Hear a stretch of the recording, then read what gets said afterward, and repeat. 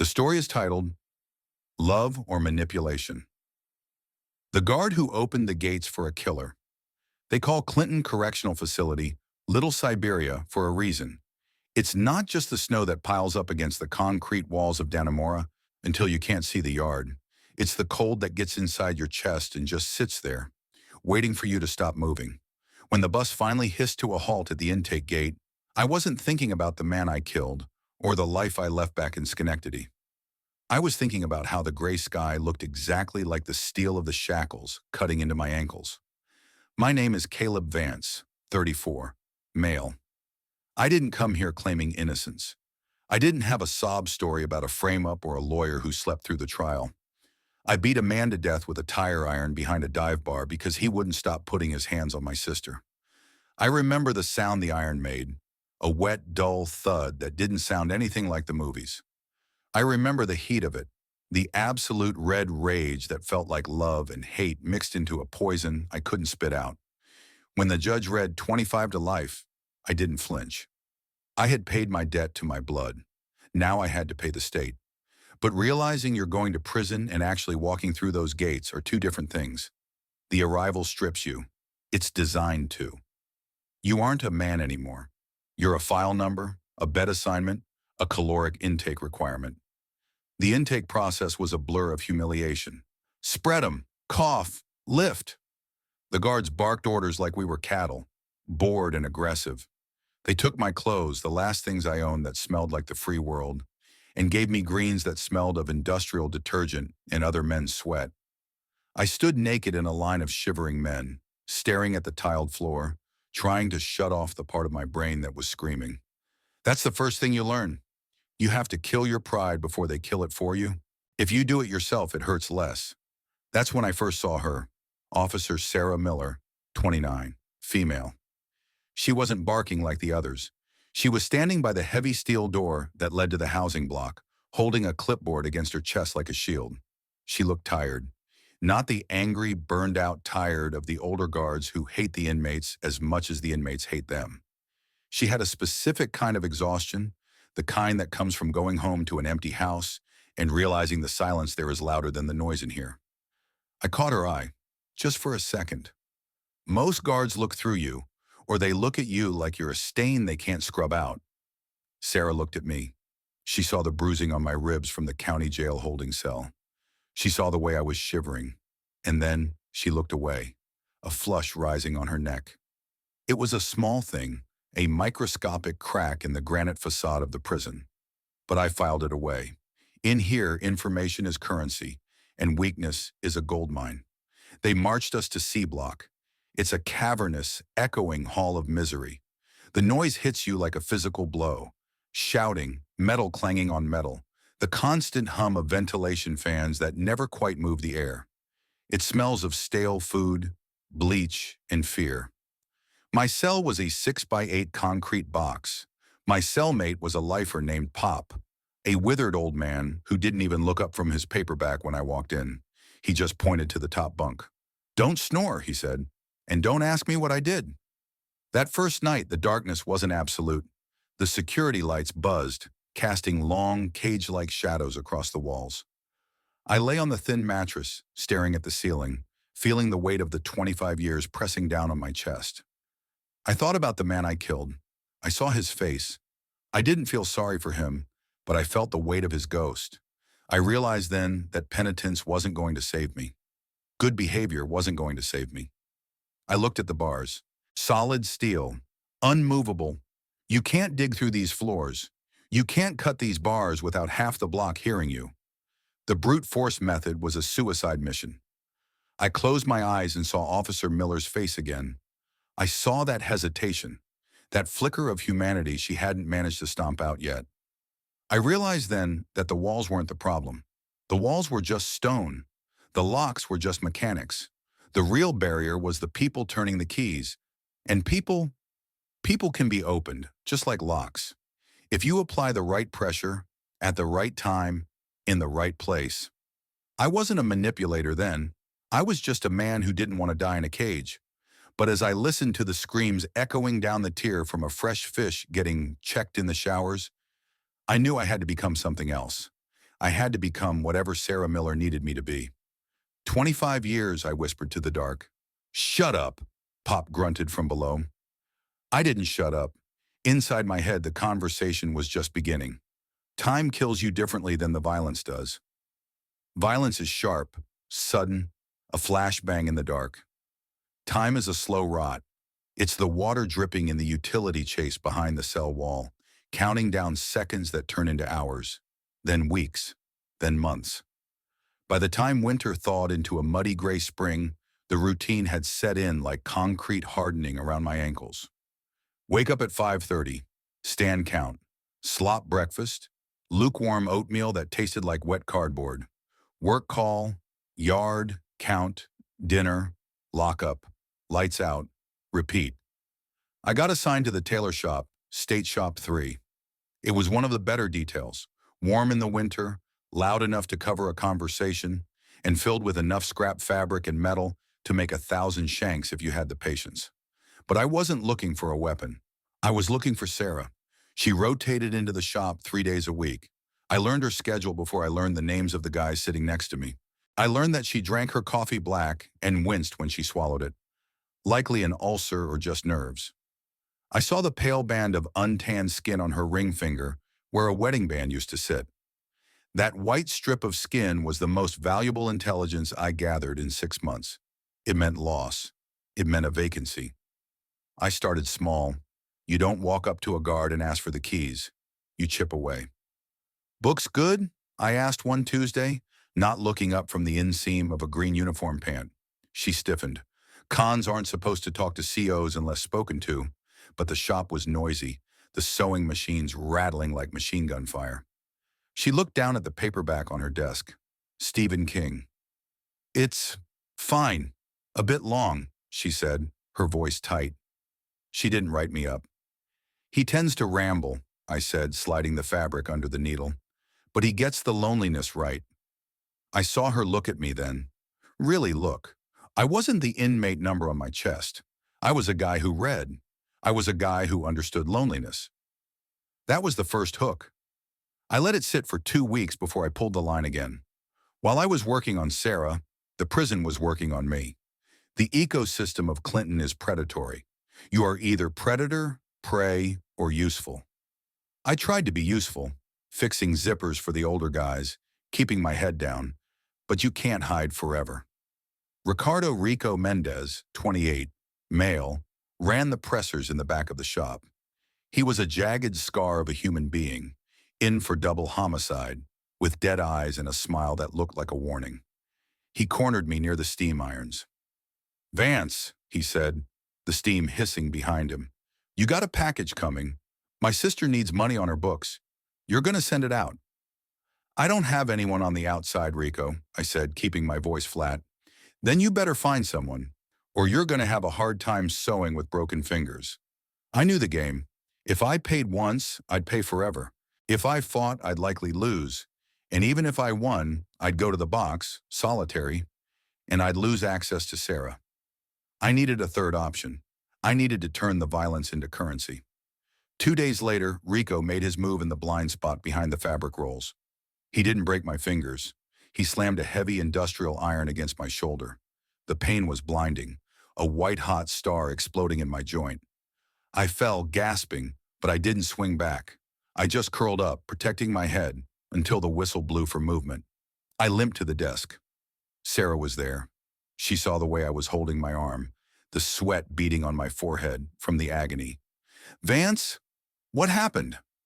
Her voice dropped an octave, losing the command, slipping into concern. Slipped, I gritted out. Hit the corner of the table. That doesn't look like a slip. Who did it? Her hand hovered near her radio. I looked her dead in the eye. I'm not a snitch, Miss Miller.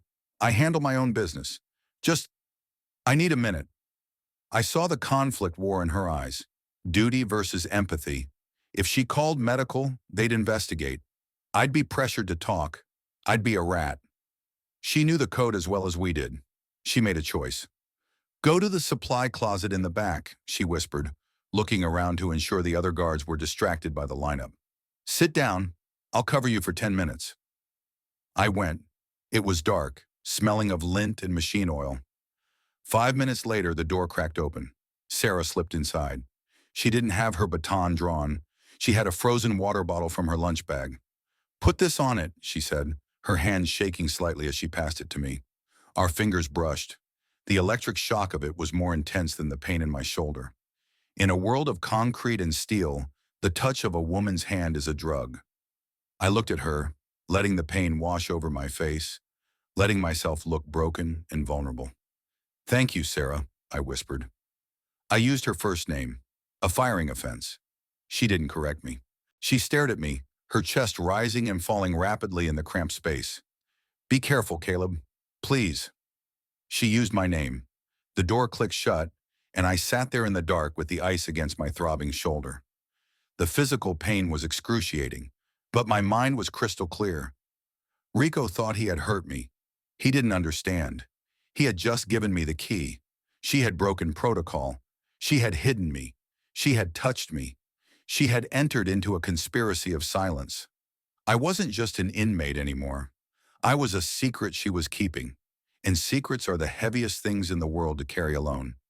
I knew that soon she'd need to share the weight, and that's when I'd tell her about the heavy steel doors and how much lighter we'd both feel if they were just open.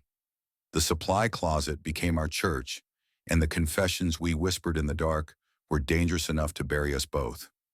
It took 3 months to turn that first shared secret into a conspiracy. It wasn't a sudden snap. It was a slow, deliberate erosion of boundaries. I didn't just ask her to open a door. I made her feel like she was the one holding the key to her own cage, and I was the only one who could show her the way out.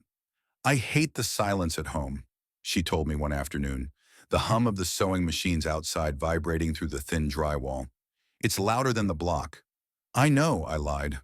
"I used to have a place, up near Burlington, a cabin. Snow so deep the world just stops. You'd like it. No radios, no counts, just firelight." I was painting a picture of a life I never had, overlaying it on top of her misery until she couldn't see anything else. I wasn't just seducing her. I was radicalizing her against the uniform she wore. We mapped it out in hushed fragments. The tailor shop shipped out crates of defective uniforms, rejects, every Thursday via a private contractor truck. The loading dock was her post during the second shift. The plan was terrifyingly simple. I would crate myself. She would sign the manifest. The truck would roll. But prison has eyes that never blink. Rico Mendez hadn't forgotten the debt. He had just been watching, waiting for the interest to compound. He caught me 2 days before the scheduled shipment, cornering me in the blind spot near the industrial steam press. The air was thick with moisture and the smell of scorching cotton. "You think you're slick, Vance?" Rico's voice was a low grind, like gravel in a blender. He was holding a shiv made from a sharpened toothbrush, the plastic melted and honed to a needlepoint. He didn't press it to my neck. He held it low, near my gut. "I don't know what you're talking about, Rico." "The guard, Miller. I see the way she looks at you. I see you disappear into the back." He stepped closer, his breath smelling of rot. "I don't care who you're screwing, but silence costs, and the price just went up." "I don't have money," I said, my muscles coiling. "No," Rico smiled, and it was the ugliest thing I'd ever seen. "But she does. You're going to get her to bring in a package for me. Suboxone, maybe a phone. You tell her, or I go to the captain. I tell him Miller's sweet on a cop killer. They'll toss your cell, they'll check the cameras, and she'll be walking out in cuffs." He had us. If Rico talked, the investigation alone would uncover the timeline, the closet breaks, the familiarity. Sarah would lose her pension, her freedom, everything, and I'd never see the sky again. I looked at the steam press. It was a massive hydraulic beast, hot enough to fuse skin to bone. "Okay," I said, exhaling slowly. "I'll tell her." "Good boy." Rico patted my cheek, a final humiliation, and walked away. I knew then that the timeline had collapsed. We didn't have weeks. We didn't even have days. It had to be tomorrow, and I couldn't leave loose ends. That afternoon, I requested a bathroom break when Sarah was on rotation. When I walked past the desk, I didn't stop. I just dropped a folded scrap of denim by her boot. Inside, written in pencil, "He knows. Tomorrow or never. Her face when she read it, I watched from the reflection in the safety glass, went sheet white. She looked at me across the shop floor, terror warring with adrenaline. I gave a microscopic nod. She swallowed hard, her hand trembling as she adjusted her belt. She nodded back. The night before the escape is a special kind of torture. You don't sleep. You listen to the breathing of the men around you, wondering which ones will die inside these walls. I looked at Pop on the bottom bunk.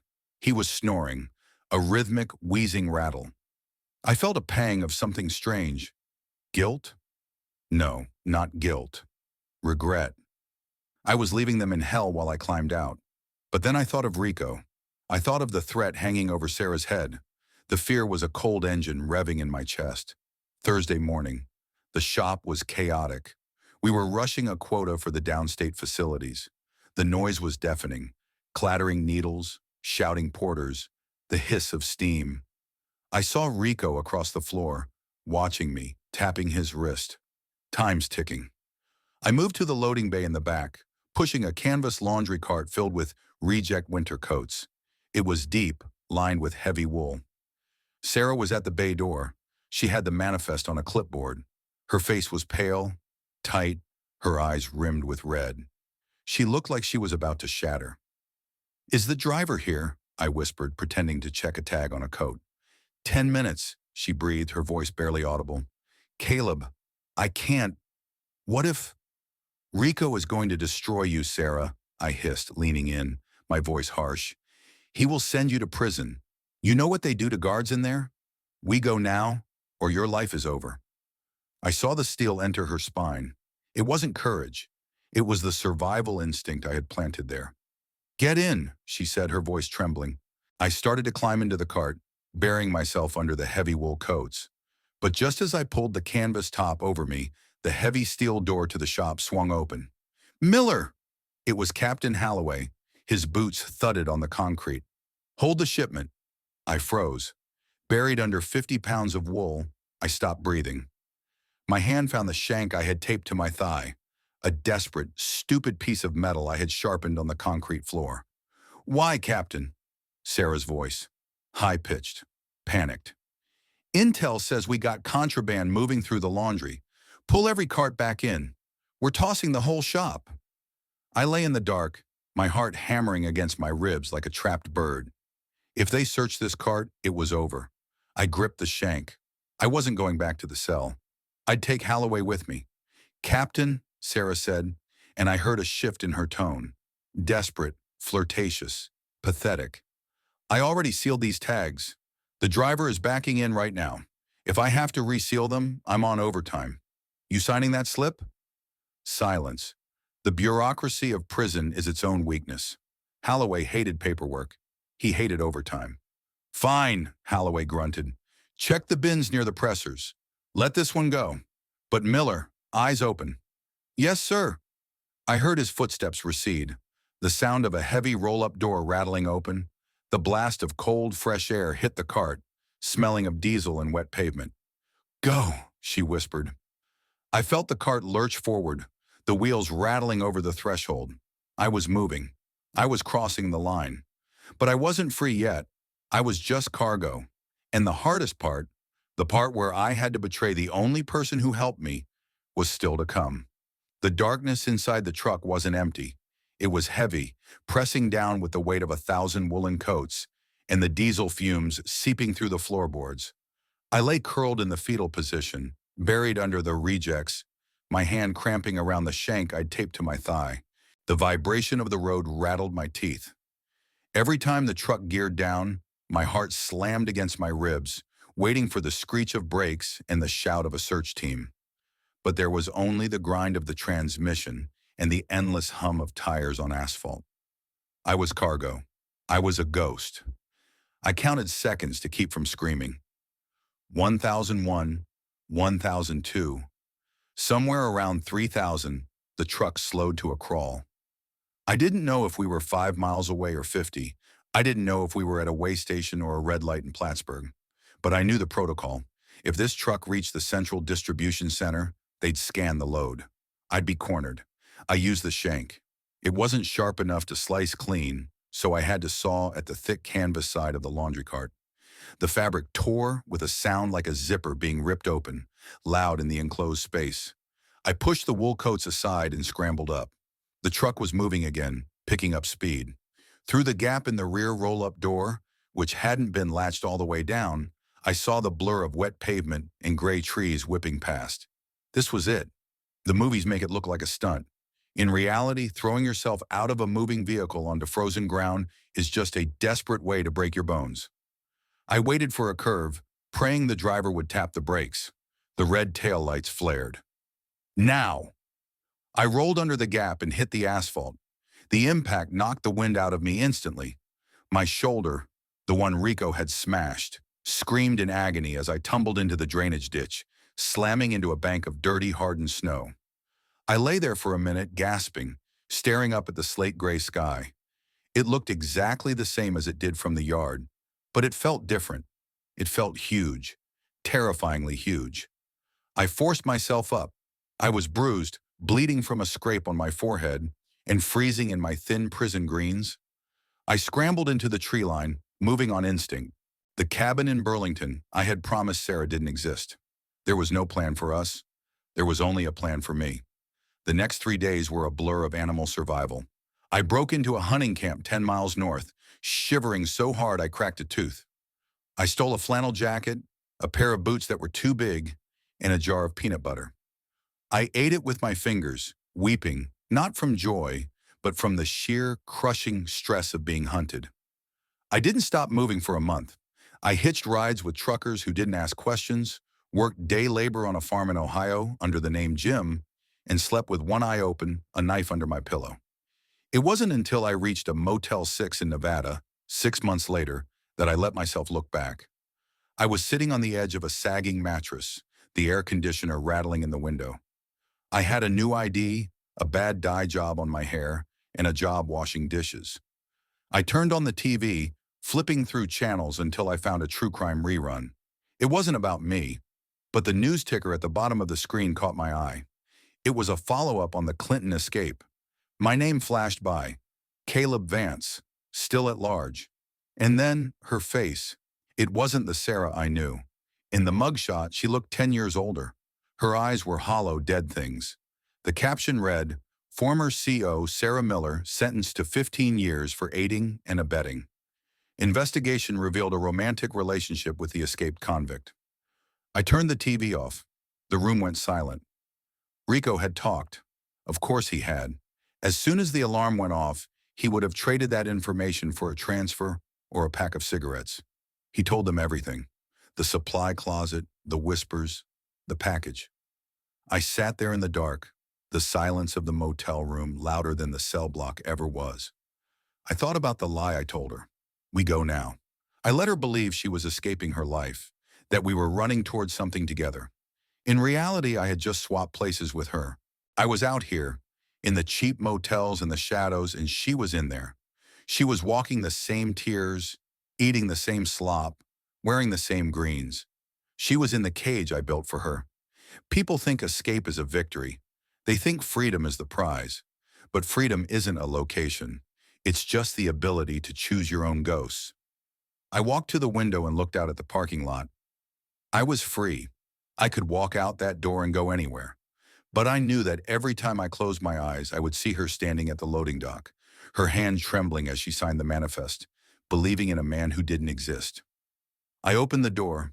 The desert air was hot and dry, nothing like the cold of Dannemora. I took a breath, but it didn't fill my lungs. It just sat there, empty. I had paid for my freedom with the only decent thing that had ever happened to me. And as I stood there, listening to the highway hum in the distance, I realized the sentence hadn't ended. It had just changed venues. 25 to life, I whispered to the empty parking lot. And this time, there was no one to tell me to shut up.